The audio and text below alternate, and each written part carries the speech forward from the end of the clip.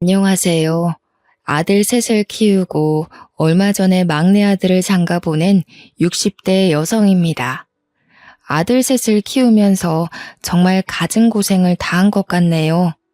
아들들 장가 보내려고 가게를 팔았는데 그것도 부족해 대출도 받게 되었습니다. 장가 보내는데 빚까지 쓰는 거냐고 따지시는 분도 있었지만 아들이 기왕이면 돈 걱정 없이 결혼 생활을 시작했으면 했습니다. 무리해서 유명한 선생님을 모셔서 과외도 시키고 서울에 있는 대학도 보냈는데 결혼도 학벌 좋고 잘난 집안과 했으면 하는 제 바람이 컸습니다. 욕심이 과해서 그랬을까요?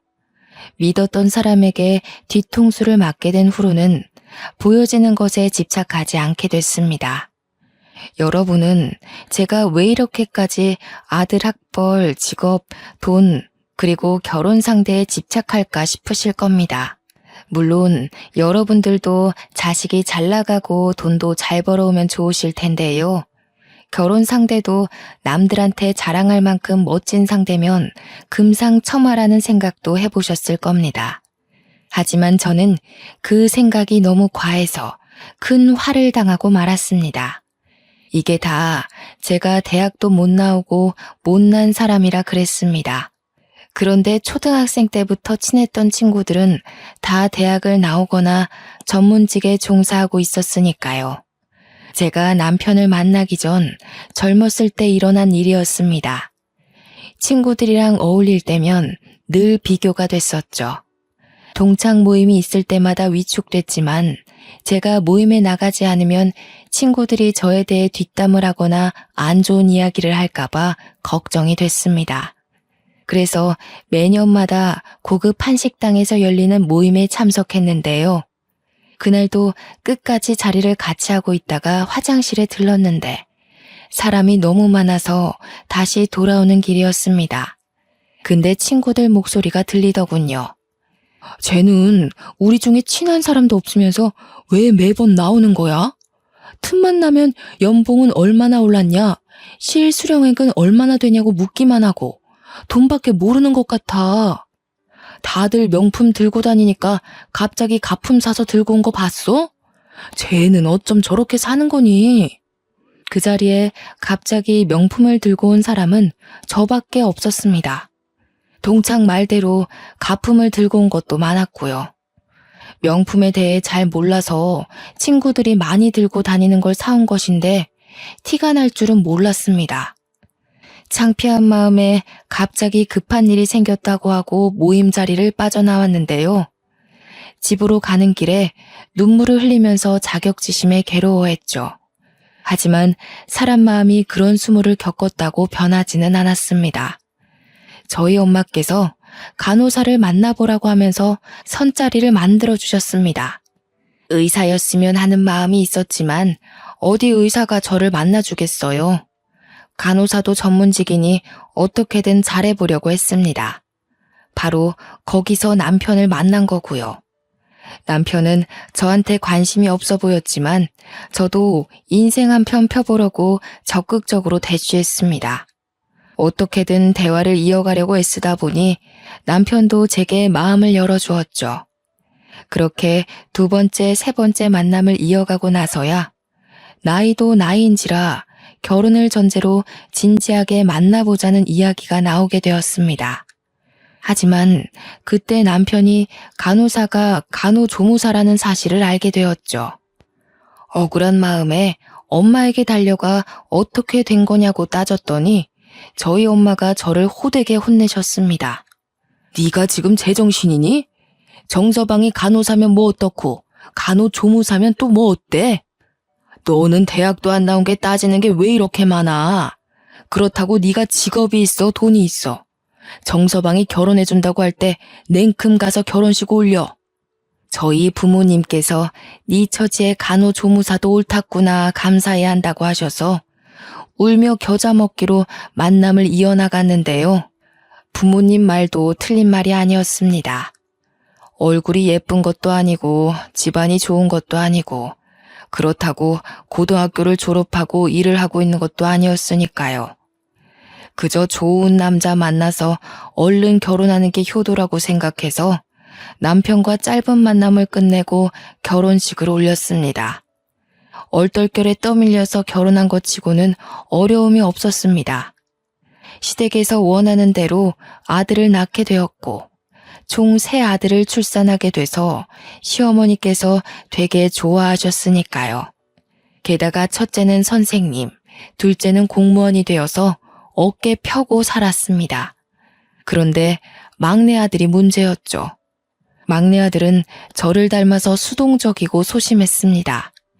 진취적으로 뭘 하겠다고 나선 적이 없어서 골치 아팠는데요. 이름 없는 지방대를 졸업하고 군대를 다녀온 뒤로 작은 중소기업을 다니기 시작했습니다. 저는 그런 막내 아들이 참 마음에 안 들었습니다. 남자로 태어나서 뭔가를 이루고 가야 할 텐데 전혀 욕심이 없어 보였거든요. 하지만 막내 아들에게 오래 만나고 있는 여자친구가 있었습니다. 결혼을 전제로 만나고 있는 여자니 한번 데리고 오라고 했습니다. 아들이 진짜로 여자친구를 데려왔길래 맛있는 밥을 해주면서 이것저것을 물어보았는데요. 졸업한 대학이랑 하는 일을 물어보니 예상 외의 대답을 듣게 되었습니다. 서울대 성악과 나왔고 지금은 아이들 가르치고 있어요. 원래 공연도 하고 그랬는데 몸이 약해서 엄마가 은퇴하라고 하시더라고요. 저희 엄마도 서울대 성악과 출신이셔서 저희 엄마 말 들을 수밖에 없었어요. 며느리 말로는 며느리 집안 자체가 전부 다 서울대에 버금가는 명문대 출신이라고 하더군요. 저희 막내 아들이 보잘것없어서 비슷한 스펙의 여자를 만나고 있는 줄 알았는데 전혀 아니었습니다. 어떻게 이런 여자를 만났는지 정말 신기할 따름이었죠. 그 뒤로도 사돈어른과 한두 번 마주쳐서 만난 적이 있는데 정말 기품 있어 보였습니다. 배운 집안은 정말 달라 보이더군요. 저는 막내 아들의 여자친구를 며느리감으로 정해두고 막내 아들에게는 절대 헤어지지 말고 잘해주라고 말해두었습니다. 며느리가 학벌이랑 집안만 좋은 것이 아니라 성격까지 좋았습니다. 제가 감기 몸살에 걸려서 누워있다고 하니까 집까지 찾아와서 저녁을 차려주고 청소를 해주었습니다. 제가 그러지 않아도 된다고 말려봐도 며느리는 손까지 내저으며 공손하게 말하였습니다. 어머님, 너무 신경 쓰지 말고 누워 계세요. 밥 차리고 청소하는 게 뭐가 힘들다고 그러세요. 몸도 안 좋은데 제가 차린 밥 드시고 약도 드신 다음에 푹 주무셔야 해요. 남도 아니고 며느리 될 사람이니까 너무 불편하게 생각하지 마시고요. 저는 며느리가 한 말에 크게 감동받아서 반찬을 만들어서 가져다 주거나 형제나 친척들에게 자랑을 한 적이 있습니다. 이렇게 똑똑하고 부지런한 며느리라면 제 노후도 걱정 없을 거라고 호언장담했었는데요. 당연히 아들이 그런 며느리랑 결혼하겠다고 하니까 고민도 하지 않고 승낙했습니다. 상견례 자리도 수월하게 가지고 며느리가 혼수도 8천만 원어치를 해온다고 하였습니다. 결혼식 자금도 며느리 쪽에서 다 지불하면서 성대하게 올리자길래 간담이 서늘해졌죠. 저희 보고 집만 해오면 된다고 해서 거짓말을 하고 말았습니다. 10억짜리 아파트를 해놨는데 인테리어 업체랑 엉망으로 해놔서 여기저기 물 새고 난리 났다. 그거 소송 준비하느라 정신없어서 당분간 나랑 같이 살아야 할 것 같으니 일단 짐 싸고 우리 집으로 와라. 사실 10억짜리 아파트도 없었고 준비해 놓은 신혼집도 없었습니다. 제 처지에 해줄 집이라고는 단칸방뿐이었지만 서울대 출신의 좋은 집안을 가진 며느리를 포기할 수 없었죠. 저희 아들도 제게 10억짜리 아파트가 있는 줄 알고 언제 그런 재산을 모아뒀냐고 좋아했습니다. 다행히 며느리와 아들이 하나하나 캐묻지 않고 저희 집에 와서 살게 되었습니다.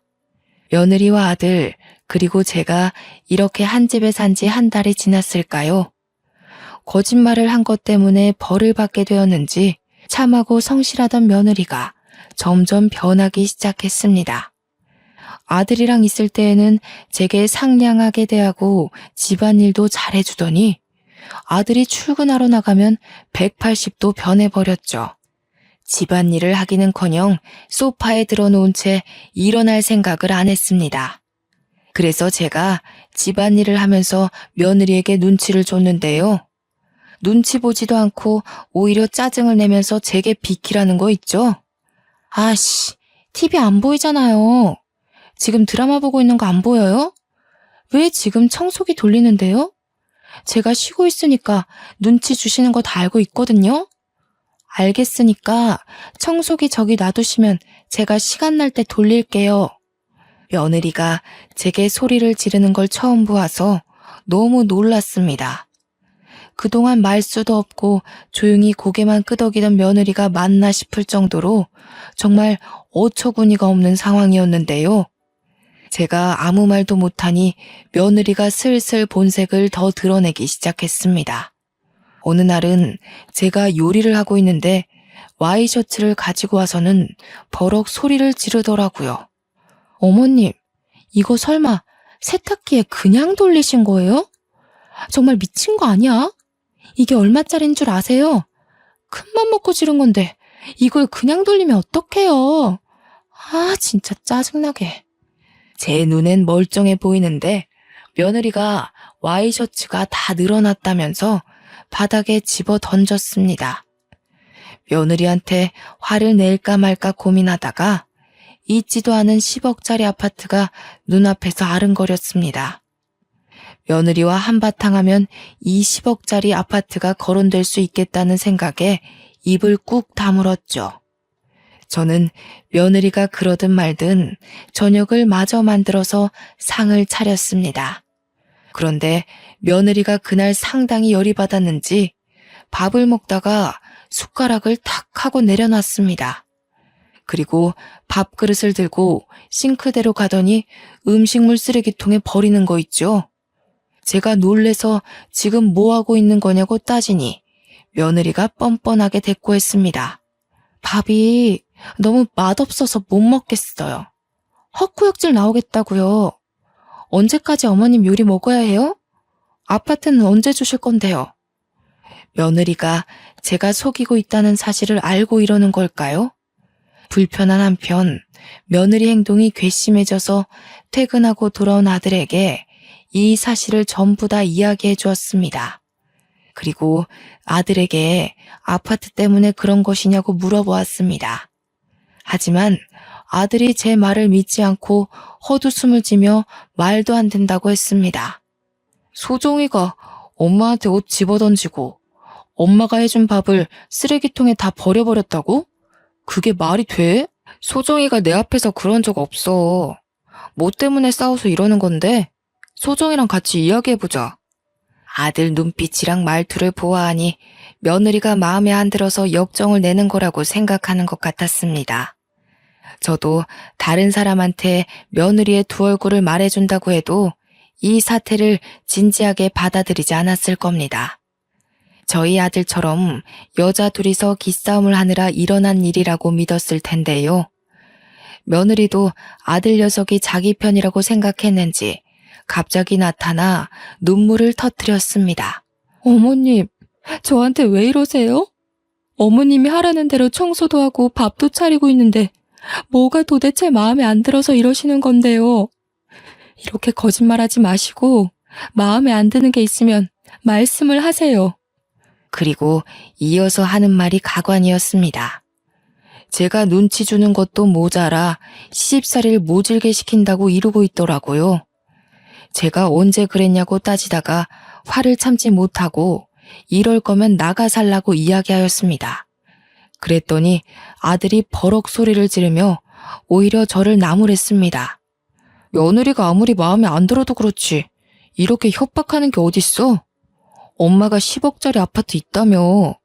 그 아파트 소송 끝나고 인테리어 업체 새로 구해서 집 고칠 때까지 기다리고 있으라고 할 때는 언제고 갑자기 왜 이러는데? 아들이 저보고 마음에 안 들면 말해서 고치게 하고 하나씩 알려주라고 타일렀습니다.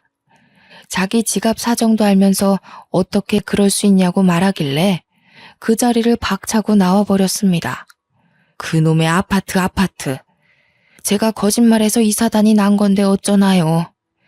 인과응보라고 생각하고 갑질하는 며느리와 같이 살기로 마음먹었습니다.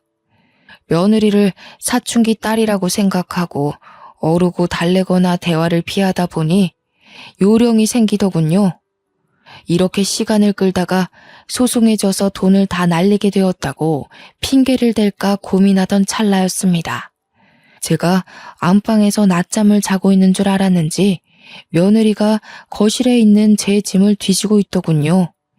제 가방에서 지갑을 꺼내 돈을 훔치더니 자연스럽게 다시 넣어놓고 있었습니다. 안 그래도 지갑에 계속 돈이 비어서 이상하다고 생각했을 때였습니다. 저를 못살게 구는 것도 모자라 돈까지 훔치고 있었다니. 저는 이 모습을 동영상으로 촬영해놨다가 제 가방을 열심히 뒤지고 있는 며느리를 불렀습니다. 이런 도둑년 같으니라고. 네가 내 지갑에 손대는 거 다 봤다. 동영상으로 찍어놓은 것도 있으니까 거짓말할 생각하지 마라. 우리 아들한테 다 말해서 너 이혼시킬 거야. 이렇게 말하면 제발 한 번만 봐달라고 무릎을 꿇고 버릇없게 굴어서 죄송하다는 말을 할 줄 알았습니다. 그런데 며느리가 당당하게 고개를 들어올리더니 저를 비웃더라고요. 저한테도 보여줄 게 있다면서 아들과 어떤 여자가 같이 식사하는 사진을 보여주었습니다. 제가 괜히 이러는 것 같아요?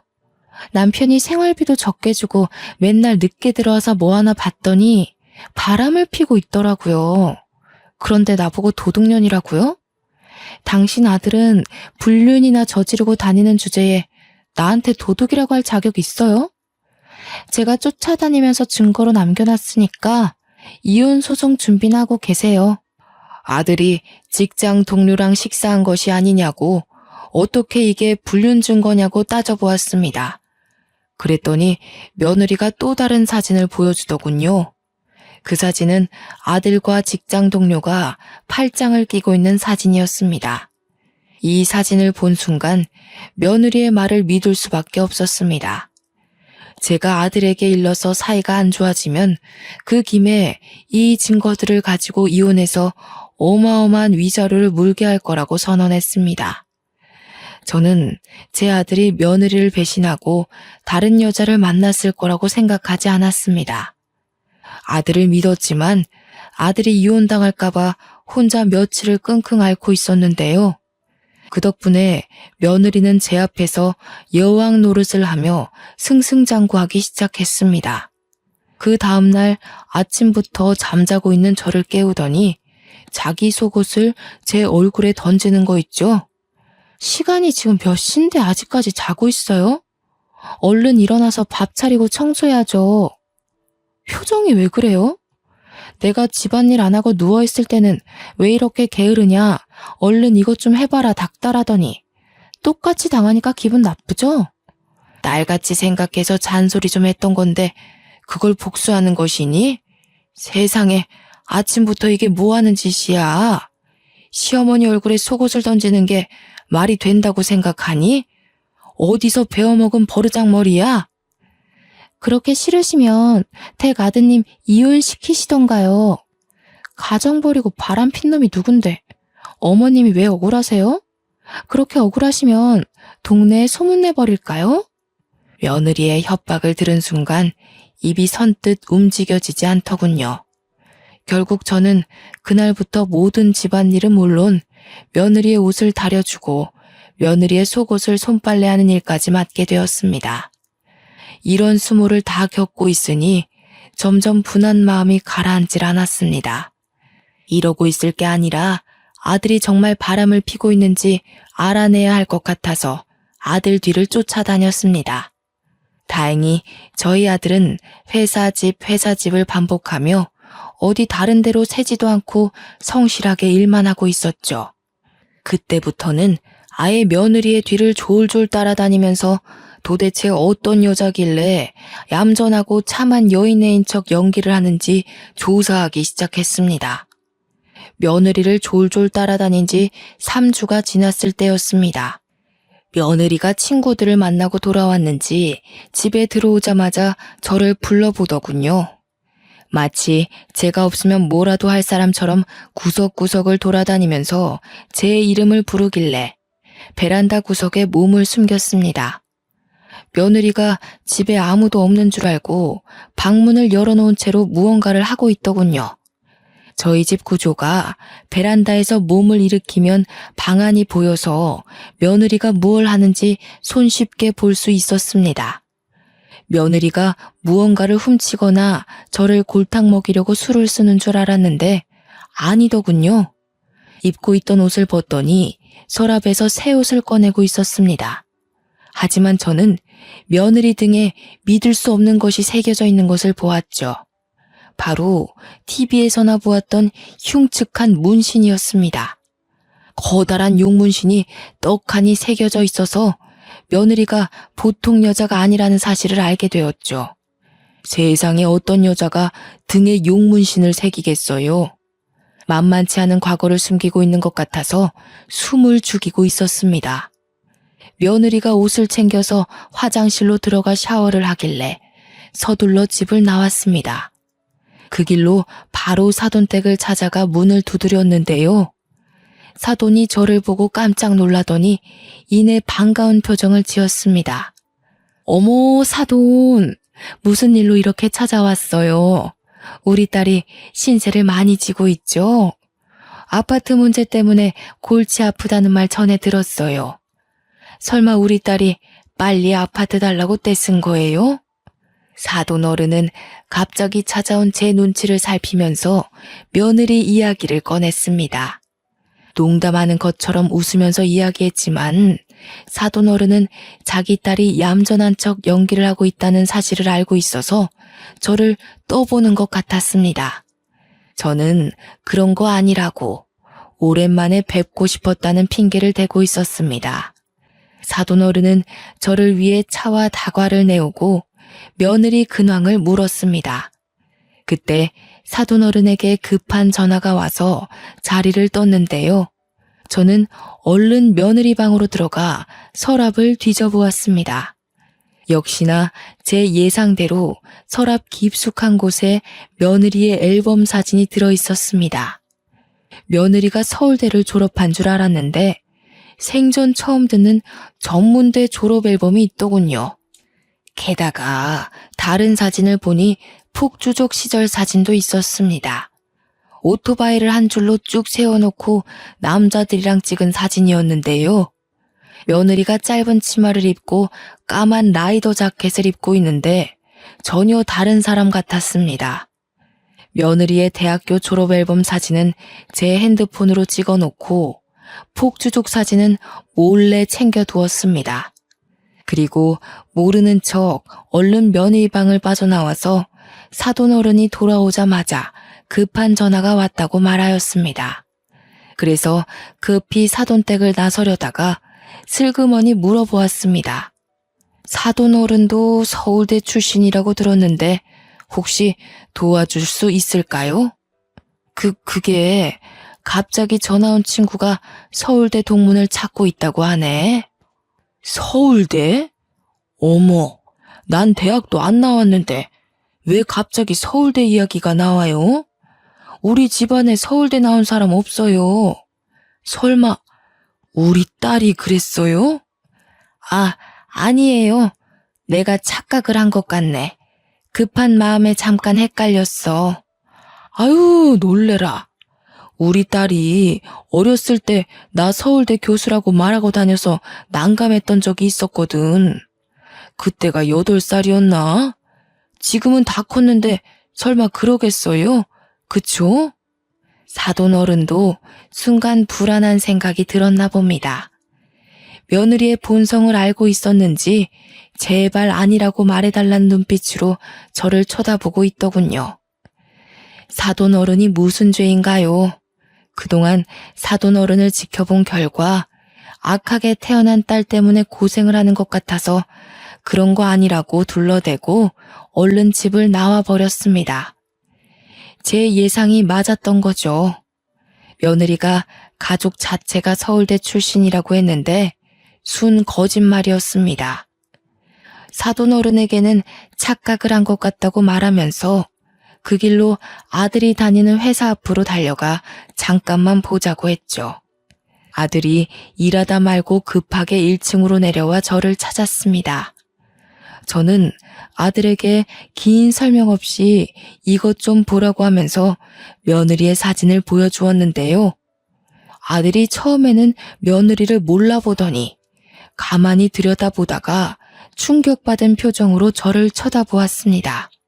너도 믿기지 않지? 나도 사돈댁 갔다가 발견해서 깜짝 놀랐다. 과거에 잠깐 놀았던 거면 내가 말을 안 해. 옷 갈아입을 때 슬쩍 보니까 등에 커다란 용문신이 있더라. 대학 시절 졸업 앨범도 보니까 서울대가 아니라 전문대 나온 애야. 사돈 어른한테도 서울대 출신이냐고 물어봤는데 아니래. 도대체 어떻게 만난 여자길래 진짜 서울대 나왔는지 확인도 안 하고 만난 거니? 저는 그런 여자인 줄 몰랐어요. 자기 입으로 서울대 나왔고 아이들 가르치는 선생님으로 일하고 있다고 하니까 믿었죠. 누가 그걸 확인해 보려고 하겠어요. 이러고 있을 게 아닌 것 같아요. 지금 소정이한테 따지러 가야겠어요. 따지러 가기 전에 알아야 할 게 있다. 소정이 몰래 만나고 있는 여자 있니? 며느라가가 그러던데. 뒤를 쫓다가 네가 여자랑 단둘이 밥 먹고 팔짱 끼고 있는 모습을 봤다고 하더라. 나도 그 사진을 봤고. 사진이요? 도대체 무슨 사진을 말하는 거죠? 소정이가 뭐라고 하면서 그 사진을 보여줬는데요? 아들 녀석이 잔뜩 흥분한 채 묻길래 며느리의 실체를 빠짐없이 털어놓았습니다. 아들이 바람을 핀 증거를 대서 이혼 소송을 할 거고 거에게 위자료를 요구할 거라는 며느리의 계획을 다 이야기해버렸죠. 제가 이렇게 말하니 아들이 자기는 바람 핀 적이 없다고 했습니다. 아들은 며느리에게 배신감을 크게 느꼈는지 갑자기 반차를 쏘고 나왔겠다고 말하더군요. 아들이 급하게 집안일 문제로 휴가를 낸다고 말하고 저와 함께 며느리를 찾으러 갔습니다. 며느리는 아무것도 모르고 평소처럼 소파에 누운 채 TV를 보고 있었습니다. 다리를 건들건들거리면서 다 큰 처녀가 배를 푹푹 긁으면서 크게 웃음을 터뜨리고 있었죠. 아들 앞에서 늘 다소곳하게 앉아있던 애라서 아들이 처음 보는 모습이었을 겁니다. 원래 아들이 들어올 시간이 아니라서 며느리가 아들이 들어오자 깜짝 놀라 얼른 자세를 고쳐 앉았습니다. 며느리가 갑자기 왜 일찍 들어왔냐고 물으니 아들이 며느리 얼굴에 사진을 집어던지면서 소리쳤습니다. 엄마가 당신 친정에 갔다가 발견했대. 당신 서울대 나온 것도 아니라며? 등에 용문신이 있다는 것도 사실이야? 언제까지 숨기려고 그랬어? 나랑 결혼하기 전에 애들 가르친 건 맞긴 한 거야? 갑자기 왜 이러는 거야? 이 사진들 어디서 가져왔는데 그래? 이거 가짜야. 합성. 그래, 합성된 거야. 며느리가 되지도 않는 거짓말을 내뱉길래 제가 나서서 아들이 바람을 폈다는 사진 원본을 달라고 하였습니다. 그거야말로 합성된 거 아니냐고 따지니 아들이 당장 그 사진을 내놓으라고 하더군요. 그 사진을 본 아들이 사진 속 여성이 사내 괴롭힘 때문에 상담을 하던 부하 여직원이라고 이야기해 주었습니다. 팔짱을 낀 것도 여직원 구두굽이 갑자기 부러지는 바람에 순간 휘청이면서 아들의 팔을 붙잡은 거라고 했죠. 며느리가 이 사진들을 찍어서 악의적으로 편집해 저를 협박한 것이었습니다. 오해가 있으면 말을 해야지. 어떻게 엄마한테만 말할 수 있어? 엄마 말로는 당신이 협박한 것 같던데. 맞아? 당신이 진짜로 이 사진으로 이혼이니 뭐니 위자료 이야기한 거야? 순간 화가 나서 실수한 거야. 나는 당신한테 말하면 사이가 틀어질까봐 그랬어. 다음에는 절대 안 그럴 테니까 이번 한 번만 봐주라. 응? 아들이 며느리에게 처음으로 격분한 모습을 보여주니 꼬리를 말고 도망가려고 하더군요. 애교를 살살 피우며 이 순간만을 모면하려고 하길래 제가 나설 수밖에 없었습니다. 사이가 틀어질까봐 그랬다고? 시어머니한테 한 걸 생각해봐라. 집안일 다 시켜놓고 마음에 안 든다고 옷 집어던지고 음식 버린 건 생각도 안 하는 거야? 너네 집안 사람들 다 서울대 출신이라고 한 거 잊었니? 오늘 사돈댁 가서 하는 말 들어보니까 서울대 출신은 아무도 없다고 하더라. 뭐? 우리 엄마한테 옷을 집어던지고 우리 엄마가 해준 밥을 버렸다고? 네가 지금 제정신이야? 아들 녀석이 그 말을 듣고 충격을 받았는지 얼굴이 새빨개졌습니다. 금방이라도 집안 물건을 다 부술 듯 눈을 부라리더니 며느리에게 삿대질을 하며 소리쳤죠. 그 말이 사실이냐고, 학력 속이고 증거 조작해서 이혼 협박한 것도 모자라 어떻게 시어머니를 부려먹을 수 있냐고 난리를 피웠습니다. 경악스러운 범죄 행각에 화를 꾹 참고 있다가 엄마가 이 범죄자에게 호되게 당했다는 사실을 생각하니 아들이 폭발한 모양입니다. 당장 이 집에서 나가라고 호통을 치길래 제가 진정하라고 아들 녀석을 꽉 붙잡고 있었습니다. 그렇게 몇 분이 지났을까요? 제가 30여 분 동안 며느리를 방 안에 넣어놓고 거실에서 아들하고 대화를 나누었습니다. 그동안 말하지 못한 사소한 갑질과 자존심 상했던 순간들을 이야기하니 아들 낯빛이 많이 어두워져 갔죠. 결국 저희 아들 녀석이 이혼을 결심한 것 같더군요. 며느리를 불러 이혼하겠다고 하니 며느리가 무릎을 꿇고 빌기 시작했습니다. 속여서 미안해 오빠. 어머님한테도 죄송해요. 제가 학력 속이고 어머님 협박하려고 한 건 아니에요. 저도 살려고 그랬어요. 가난이 지긋지긋해서 너무 힘들었어요. 어릴 때 놀았던 건 사실이에요. 그때 집안이 어려워져서 하고 싶은 것도 못하고 애들한테 왕따 당하고 보니까 나쁜 길로 빠졌던 것 같아요. 이제는 그런 애들이랑 연락 싹 끊었어요.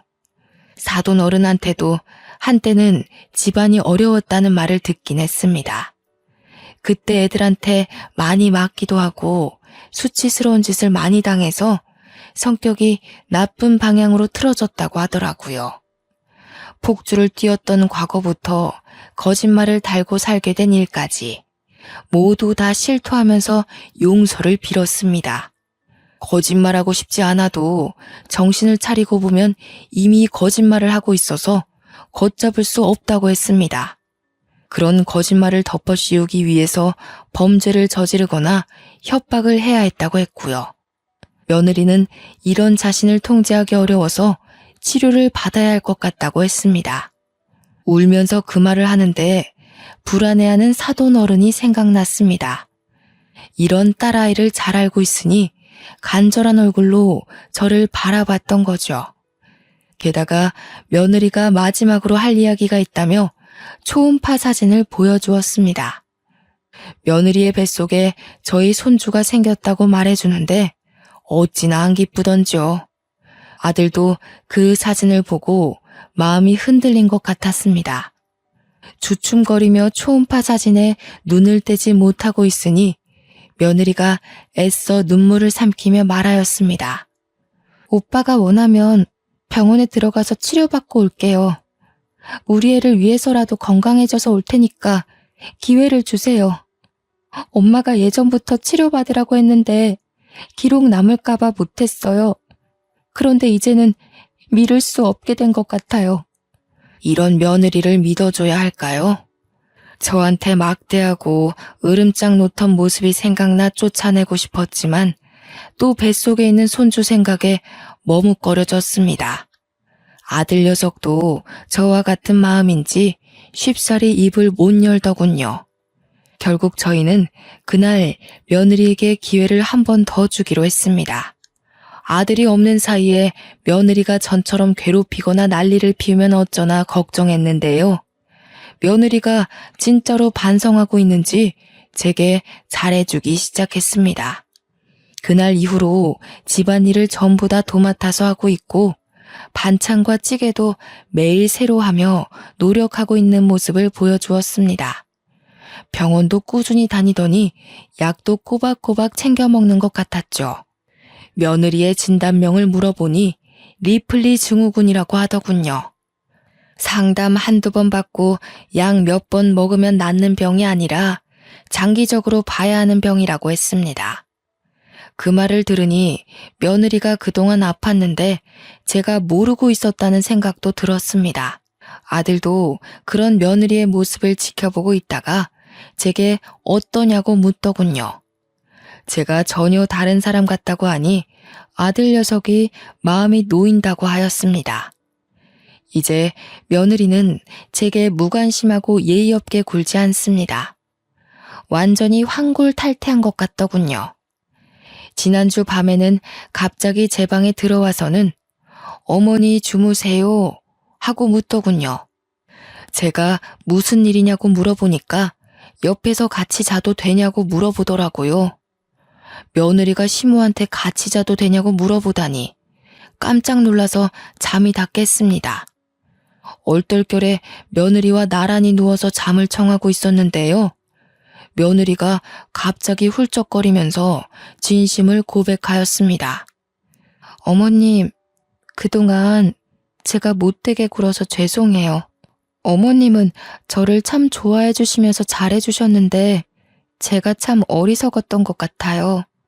그래도 이런 저를 용서해 주시고 보듬어 주시다니 어머님 같은 분도 없을 거예요. 어둠 속에서 며느리의 눈물을 보고 있으니 마음이 아파왔습니다. 세상에 완벽한 사람이 어디 있나요? 저도 허영심에 가득 차서 며느리가 서울대 출신이라는 이유 하나만으로 좋아했습니다. 하지만 이제는 며느리를 통해 제 삶을 반성하고 다시 돌아보게 되었죠. 세상에 학력이 전부가 아니고 집안이 전부가 아닙니다. 서로를 이해해 줄 수 있는 가족만 있다면 학력이 부족하든 집안이 부족하든 신경 쓸 일이 아니죠. 그래서 저도 며느리에게 고백할 것이 있다면서 그동안 숨겨왔던 비밀을 털어놓았습니다. 나도 너한테 말해줄 게 있다.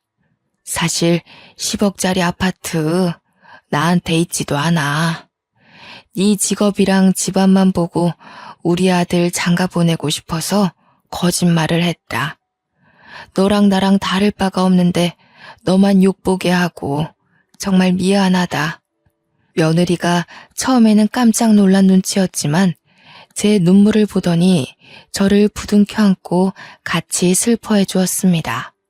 눈물로 참회하고 반성하니까 없던 용기도 생기더군요. 아들한테도 10억짜리 아파트가 없다고 말할 수 있게 되었습니다.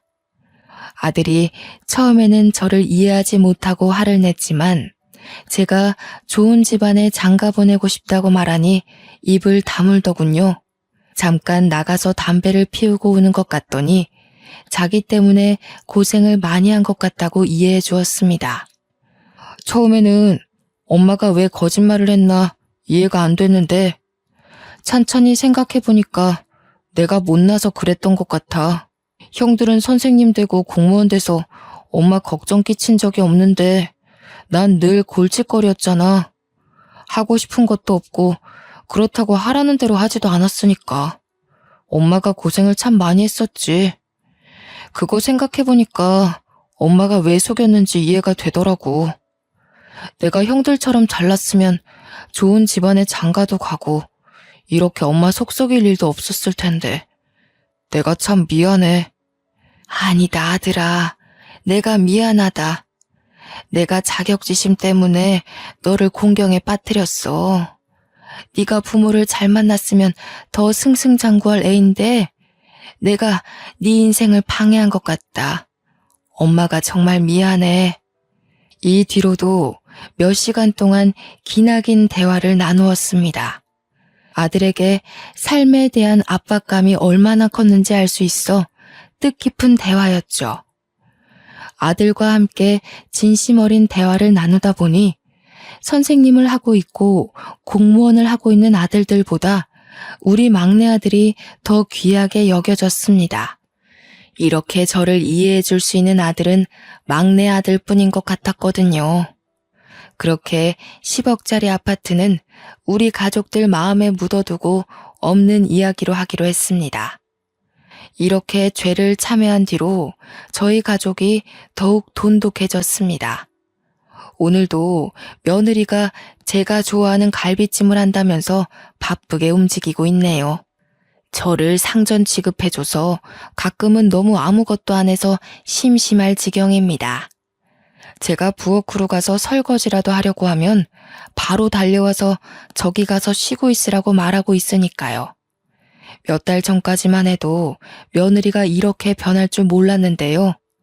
세상 오래 살고 볼 일인 것 같습니다. 여러분은 가족들 때문에 곤혹스럽고 힘들다고 생각했을 때가 있나요? 저뿐만 아니라 다른 분들도 가족인데도 불구하고 남보다 못할 때가 분명 있다고 하더군요. 오히려 안 보는 게 낫다고 하시는 분들도 계셔서 제 이야기를 말씀드리고 싶었습니다. 지금은 원수처럼 느껴지고 눈앞에서 사라졌으면 좋겠다고 하실지도 몰라도 기다려 보시길 바랍니다. 시간을 들여 노력한다면 전보다 더 나아질 수도 있습니다.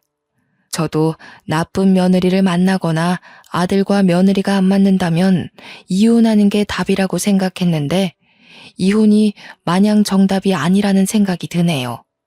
요즘 많은 사람들이 이혼을 선택한다고 하지만 이혼은 정말 최후의 수단인 것 같습니다. 저도 제 아들의 이혼을 생각해 본 입장이라 말씀드립니다. 이혼이라는 무게가 생각보다 무거우니 다양한 방법을 다 써보시고 선택하시길 바랍니다. 여러분 앞에는 이혼이라는 단어가 떠오르지 않을 정도로 행복하고 무던했으면 좋겠네요. 여기까지 제 사연글 읽어주셔서 감사합니다.